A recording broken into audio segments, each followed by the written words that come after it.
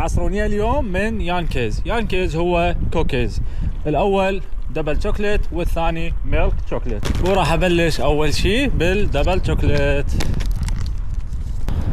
وهسه نذوقه بسم الله. كلش طرفة ما شاء الله.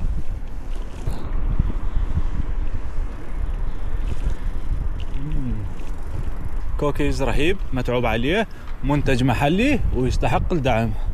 وهسه راح اجرب النكهة الثانية اللي هي الميلك شوكليت وسط هاي الاجواء الرهيبة.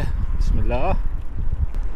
الشغل مالته والكواليتي اللي جربه ما يصدق انه عراقي، الا تقول له يابا ترى هذا عراقي. يانكيز هو احرف العائلة، عائلة الشاب اللي سوى هذا المنتج الرهيب.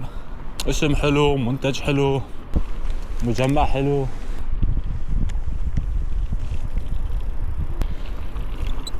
شوف القمر ما شاء الله، ويا هذا المنظر لازم قطعة كوكيز رهيبة مليانة شوكليت.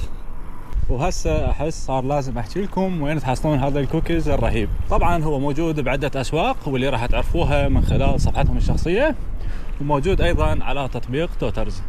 وهاي هي الختامية الرهيبة ويا يانكيز على نهر دجلة والبنك المركزي واجواء بغداد الحلوة.